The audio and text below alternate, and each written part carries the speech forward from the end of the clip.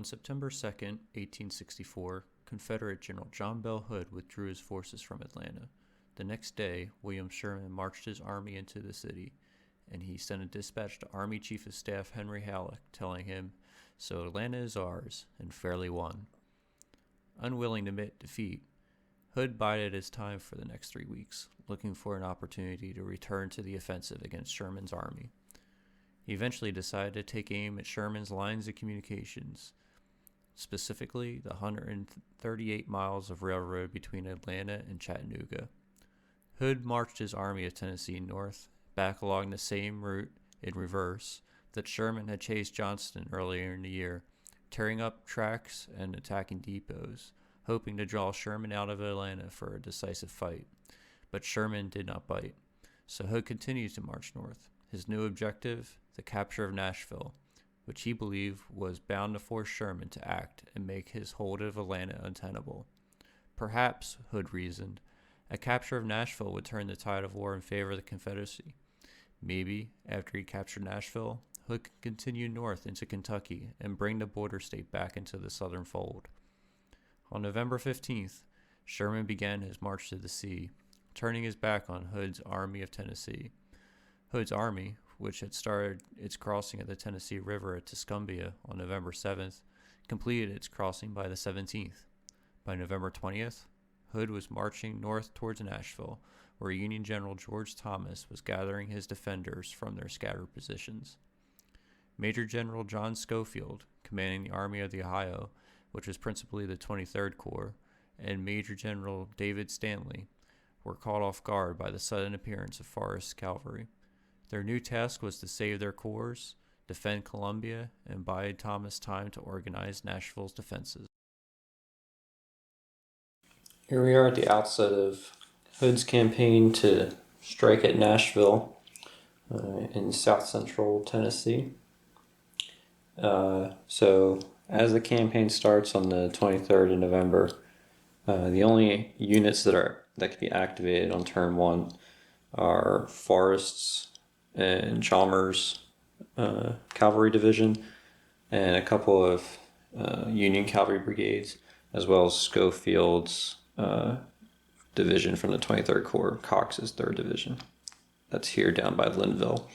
And so as the campaign starts, Schofield and Stanley's 4th Corps are strung out along Columbia Pike, and they were kind of going down south at the time, I believe, and they had to turn around and head back north towards the Columbia. It's basically the first turns are quote-unquote race for Columbia, with Forrest coming in from the south and Schofield trying to go along the Columbia Pike to get to Columbia and reinforce it. Whenever I play, it's never really a race. The Confederates just don't have enough manpower to contest Columbia because there's a fort being built here. Ruger has part of his division there, and Schofield usually brings Cox's division, which has 11 manpower, which is more than pretty much anything the Confederates can muster. They usually get to Columbia with no problem, which means there's usually only a little cavalry skirmish up here at Mount Pleasant, and then it's the Confederates consolidating and trying to harass Stanley's 4th Corps as he brings the wagon trains back north towards Nashville.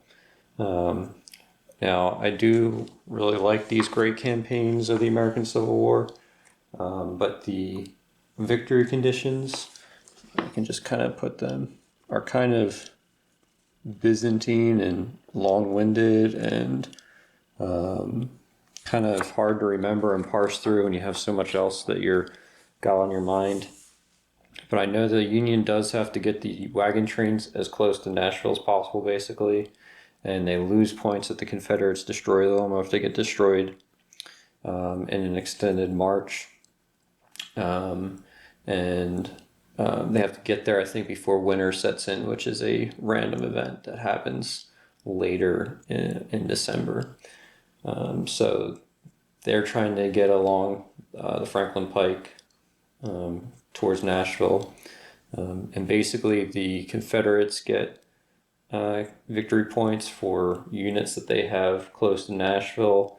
fewer victory points if they have units close to Franklin, and even fewer if they only have units close to Columbia.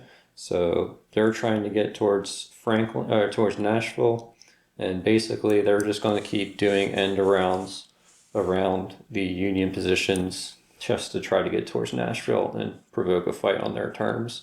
In this, with me being Hood, I'm going to try to avoid his fiasco of a head-on assault in Franklin, which basically destroyed the Army of Tennessee before he even got to Nashville.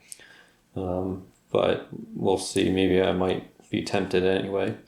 Now, when I play this campaign on my own a couple of times, it's hard to imagine a reason why Schofield would abandon Columbia. They have so much manpower, and it's impossible basically for the Confederates to attack head-on Columbia with anything near even odds because of the fort marker, the artillery bonuses, etc. And so holding out at Columbia seems tempting, especially if Wilson and his cavalry can hold these fords and to the east of Columbia, and prevent Forrest from moving his cavalry around the flank. But the rain, especially if there's rain, random events around the 25th, 26th, 27th November, that prevents Forrest from attacking across the fords. But we'll see. Maybe the weather gods will be looking out for the Confederates, or maybe they'll be on the Union side. We'll have to see. So that's kind of how it's set up now. Turn one is usually pretty quick, with just the Schofield moving up to Columbia, but I'll bring you back if there winds up being any cavalry engagements or anything else of note. Otherwise, I'll see you at the end of turn one as we get ready for turn two. So turn one was very boring this time around. I'm trying something a little different. So Schofield got the first move, as he always does in this scenario. All these units were frozen until turn two, so don't really pay attention to anything else. But Schofield, who started down here by Linville, he got a couple of good marches and was able to get to Columbia in 2 initiative rolls, so he kept his fatigue pretty low with Cox's division, who is now joined Ruger's division in Columbia. Forrest this time decided not to advance on Capron's cavalry, and so Chalmers' division are both now no longer exhausted. Usually, well, in all the scenarios, the cavalry begins the campaign exhausted after their march to get into position. So Capron is still in Mount Pleasant at the end of turn one. Schofield is in Columbia, and now everybody else gets activated for turn two, and now we'll really have a race to see how far Stanley can get. Usually the wagon trains, because there's a movement penalty. So you see, if I can get that in there for you, there's a MP cost to enter friendly occupied hexes, and if there's a wagon train in the hex, it costs 2 extra MPs, which means even if Stanley gets a good activate leader roll to march, he can't move the full movement, because he has these units in the back have to bank some MPs in order to hop into the same hex as the wagon trains and protect them, to prevent some of the cavalry from coming in. Around here, and Elk Ridge is usually a place where the Confederate cavalry tries to hit the strung out cavalry wagon trains. But we'll see how it turns out, because it all comes down to dice rolls. So I'll bring you back at the beginning of turn two, when I do some reinforcement rolls and whatnot, and update you then. So here we are at just as we're about to start the action phase of turn two. The Union made a reinforcement roll. They didn't get anything, but the Confederate arrival roll, they did get Lee Stephen Lee is the Corps commander with his division, Johnson's division. They're coming in on this turn, but because it's so early, they do come in at fatigue 1 because they're arriving so early. They really push themselves. So they won't really contribute much, but it'll be nice to have more Confederate units on the board. But this time it's going to be down to Stanley and how quickly he can move 4 Corps back towards Columbia to really shore up the defenses, and also to bring in the rest of the cavalry and Moore's brigade from Nashville along the railroad.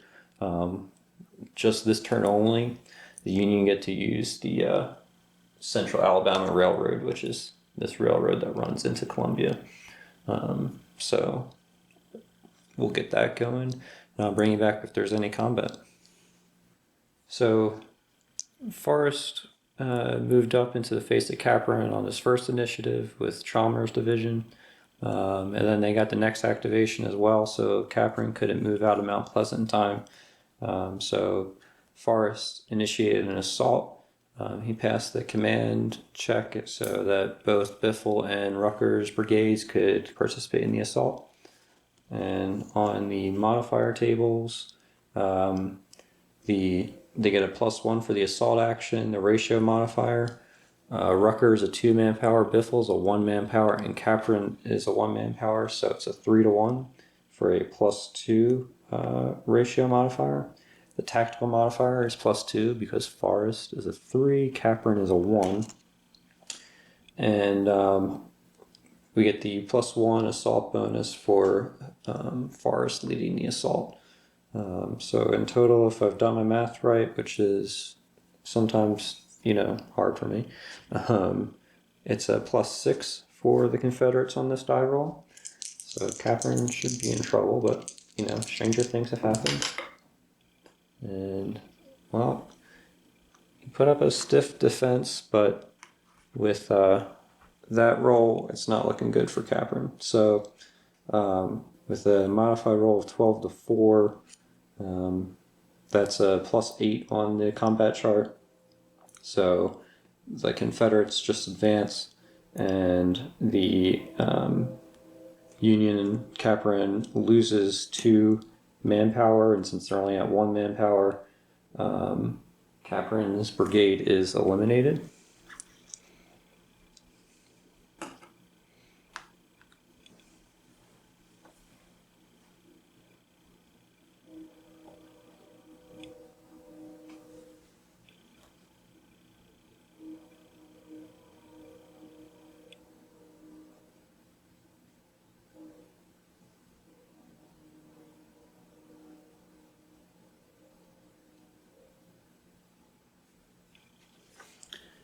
And Chalmers' division advances into Mount Pleasant. I think that's a VP for the Confederates, but I'm not going to really be tracking that because I'm going to have enough on my hands trying to run both of these armies, and I should plug right now that I will be getting rules wrong.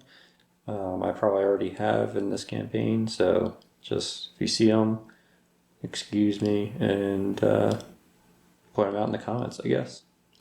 And maybe I'll get it right next time. But for now, Forrest and Chalmers take Mount Pleasant, and the road, the Waynesboro Pike is open to Columbia.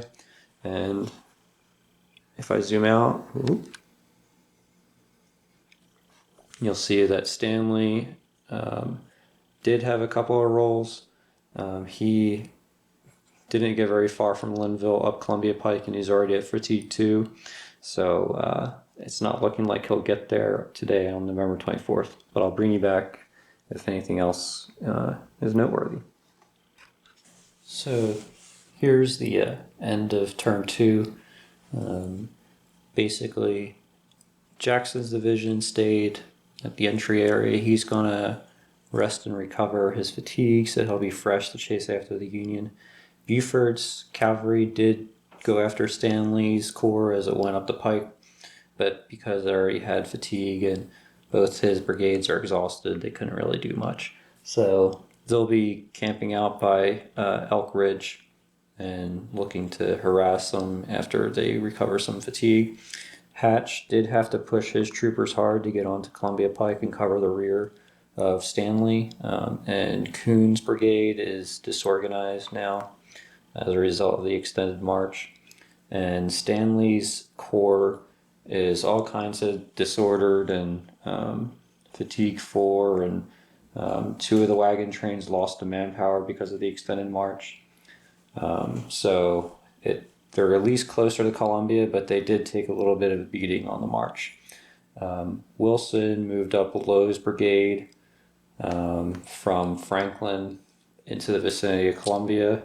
Of course, Schofield remained in Columbia. Moore's brigade came from Nashville on the Central Alabama Railroad and took up a position north of the Duck River at the Duck River train station, protecting this bridge, which the Confederates could have used. Lee's Corps, which is only Johnson's division, but Lee brought Johnson's division up to Mount Pleasant, and Forrest just remained in Mount Pleasant, and he's gonna with Chalmers' division, so they'll just recover their fatigue. Didn't seem like much of a reason to go down the Waynesboro Pike towards Columbia. It didn't seem like a good use of fatigue. As you see, like most of this game is fatigue management more than combat, but I still think that's interesting. Anyway, so that's the end of turn 2. I'll go ahead and get turn 3 moving, and I'll bring you back after I do all of the pre-action phase stuff. Oh, real quick, just forgot. As part of the recovery phase, Stanley's corps is now all on its exhausted side, which is going to make marching quite difficult in the next turn. Anyway, sorry. Quick update, as you are. Alright, so here we are at the beginning of turn 3. The random event is the dreaded late rain, which is one of the most, for me, ambiguously written rules in the game. The rulebook says that it takes effect in the current turn, but not until both players roll a 1 when determining initiative. Rain begins immediately when both players roll 1 for initiative and continues for the rest of the turn. So I don't know if that means they have to roll 1s on the same initiative roll, or if it's like tallied, so one player rolls a 1 on one initiative roll, and then it could be like 3 initiative rolls later and the other player rolls a 1 and then rain starts. So I don't know. I haven't even decided which way I'm going to play it yet in this scenario, but if somebody could clarify that for me, that'd be amazing. I should look at like Board Game Geek or something, but hooray for laziness. So the Union manpower they rolled a 1, so they don't get any manpower enhancement, and they also don't get any Union reinforcements this turn because of poor rolls. But on the Confederate arrivals, Hood is coming in with the rest of Lee's corps, so that's Clayton's and Stevenson's divisions. And then Cheatham is coming in with the rest of his corps, or the first part of his corps, with Claiborne and Brown's divisions.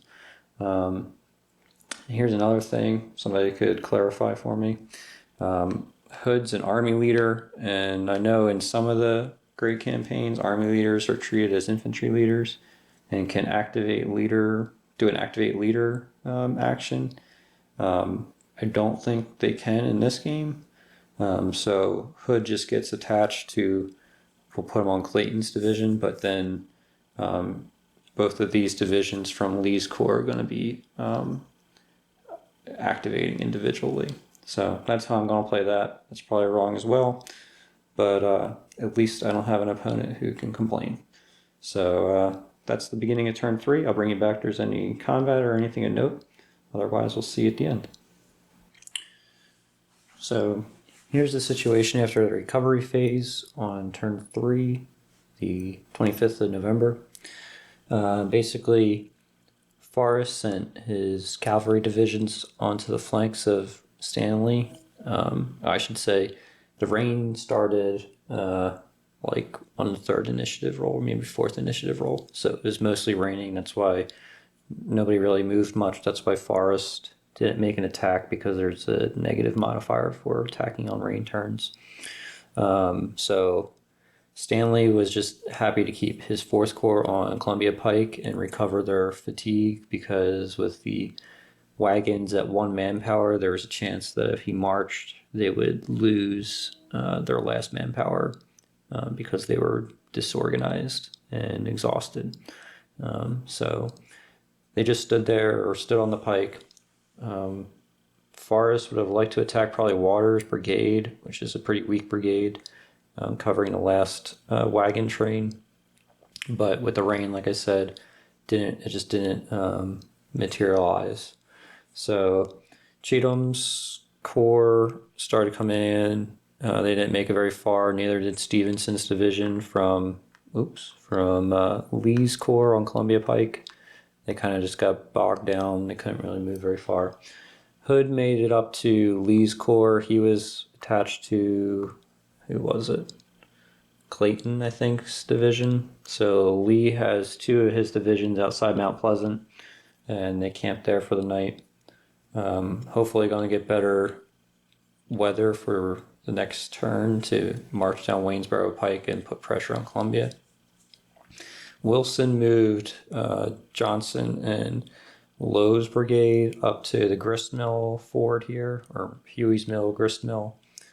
This ford here to cover Columbia's flanks. And that's sort of it. We'll see if Stanley can get the wagon train into Columbia. We'll see, because there's a chance that Forrest might be able to make a cavalry attack if he gets some good initiative rolls and there's no rain.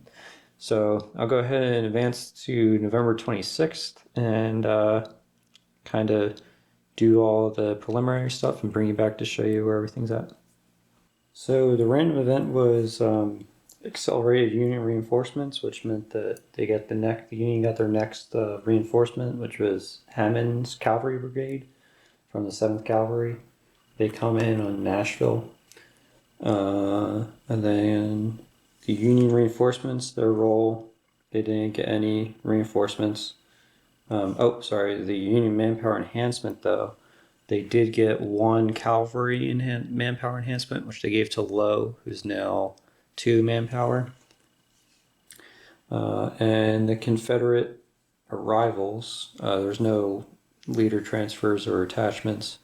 So for arrivals, they get the rest of their infantry. So Bate and his division, and then Stewart and his 3 divisions of his corps will be coming in this turn. And no sign of rain on the forecast, so don't need to worry about that. And we're going to kick off turn 4, and I'll bring you back if anything happens. Alright, so we have a little bit of a showdown here on the Duck River, east of Columbia. So what happened was the Confederates got the first initiative roll, and that allowed Jackson's cavalry corps to move down across the Duck River, across Davis Ford, and take up positions on the other side of the river. Force 2 is a cavalry group under Hatch. He has 3 brigades with him, but they decided that that wasn't enough to attack Jackson, even with some reinforcements. So then Buford got his move. He moved 1 of his brigades into that hex with Jackson. The other one came down around across Wallace Mill, the fort at Wallace Mill. And so Bell's brigade is taking up positions further east. Forrest moved his cavalry, he moved Chalmers' division, their 2 brigades, down to this. There's a ford here, pinning basically Wilson with Lowe's brigade of cavalry at this ford and preventing them from reinforcing the cavalry force here, because otherwise Forrest could just run in behind them after they moved and attack the wagon trains.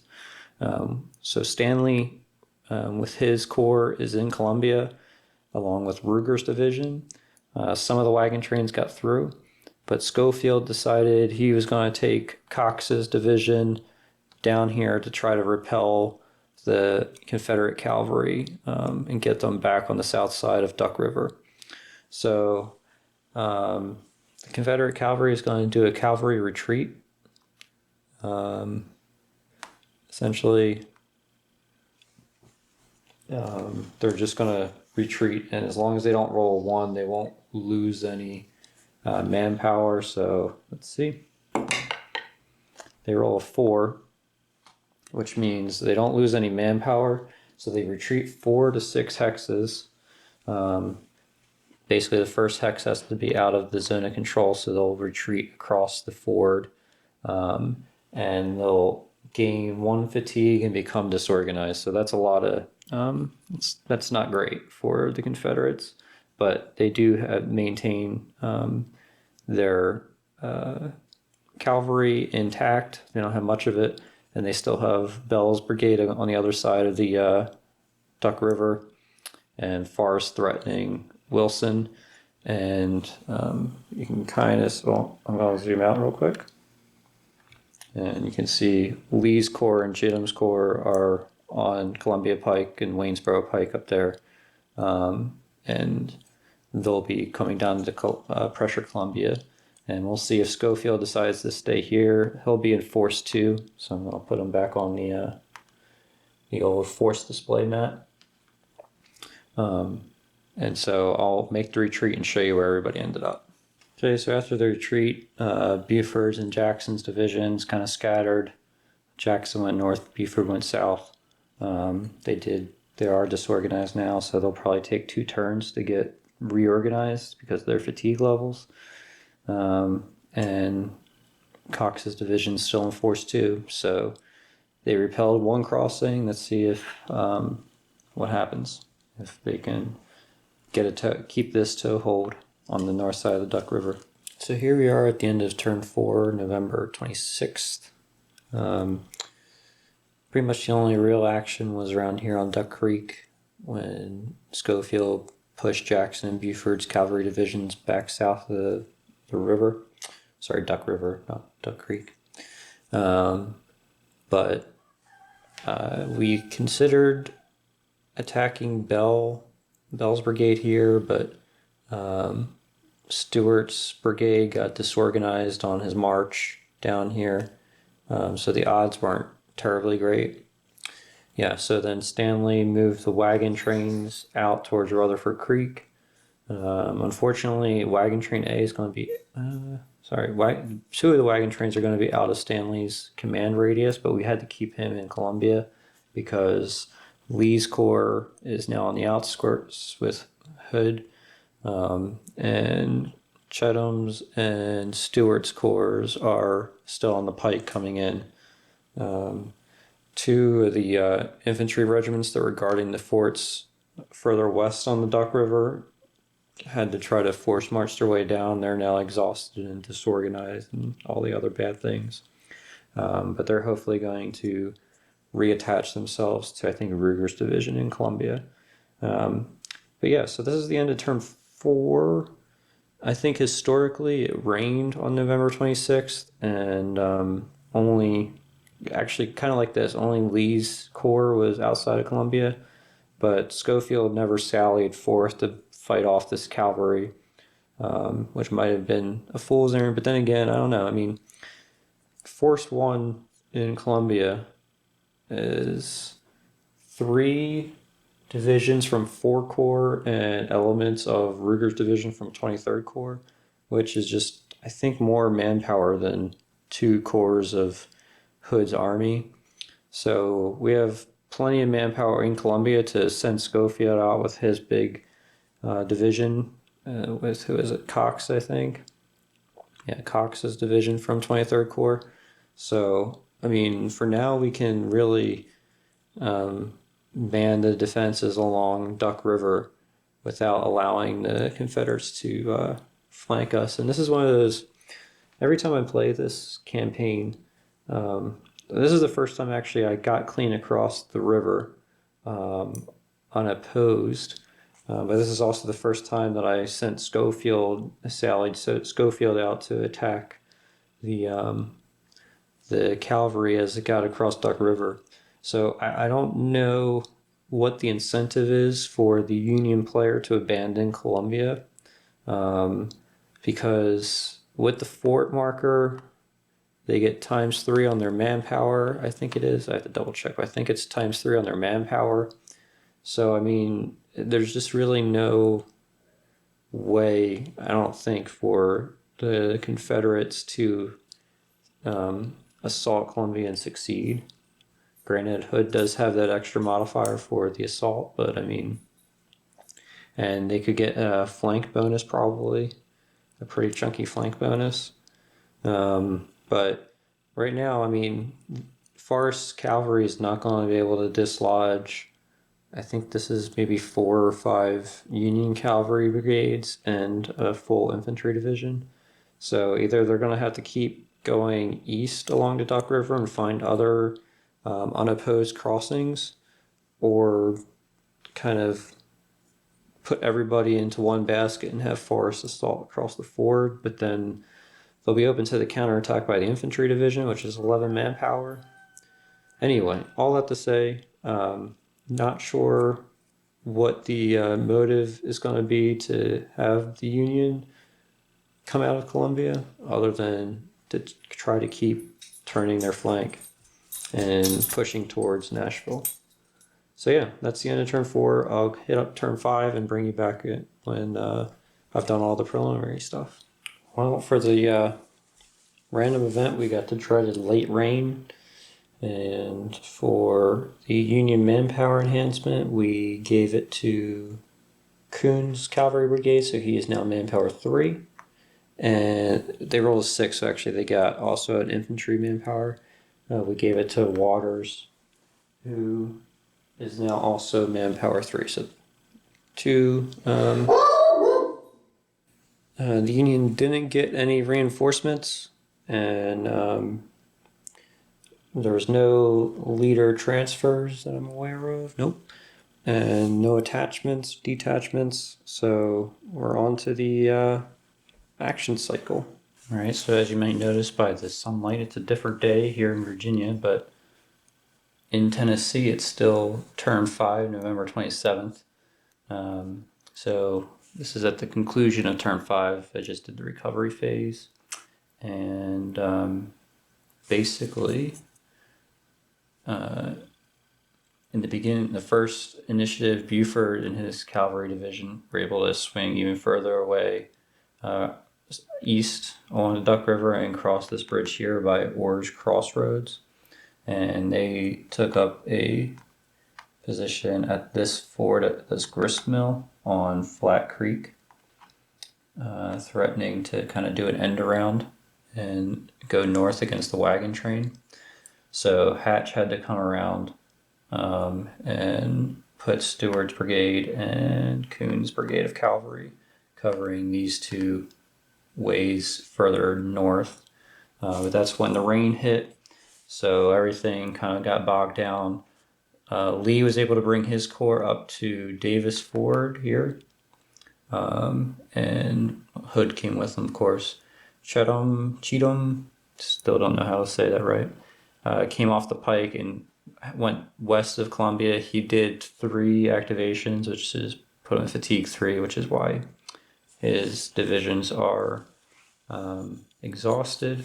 Stewart just came down the pike, and he is kind of aiming towards Columbia to put pressure on Stanley, who is still holding out with most of his corps in Columbia, while Schofield, who retreated a bit, he thought about going north, he thought about coming back to contest the creek, but in the end he did neither, because I couldn't decide really, because if he put Cox's division here in this little elbow of Duck Creek to contest Lee's building of a pontoon bridge, probably next turn, because they had to be fatigue 0. So if they wanted to contest that crossing, he would be here, and then if it rains next turn, that's great for the Union, but for the Confederacy, basically, if Cox's division is here, I think Forrest's cavalry would just keep going east, as they're already doing with Buford, and they could either go across the Wallace Hill, because now with Hatch having to go all the way east, Wilson doesn't really have much cavalry left over. He has Lowe's brigade and Croxton's brigade to cover all these crossings. So the Confederate cavalry is going to get across and threaten Spring Hill, even maybe Franklin. And so, since there's no supply situation here, that everybody is always in supply, it doesn't matter how far east the Confederates go.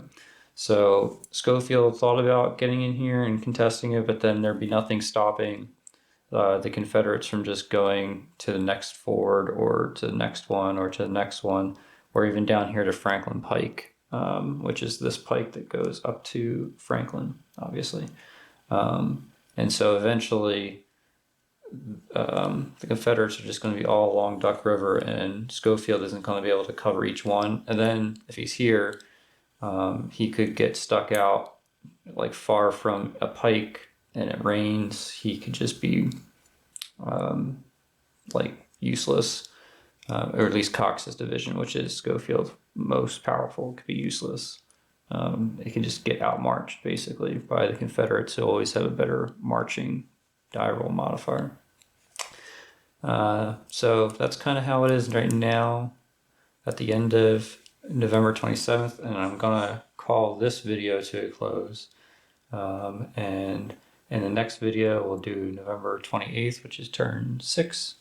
I'll update you on the historical situation too. I'll remember to do that. And yeah, so thanks for watching.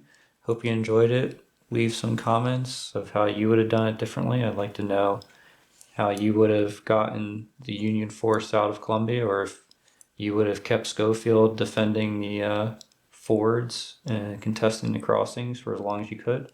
Yeah, let me know how I could have done it better. Anyway, see you for now. Bye-bye.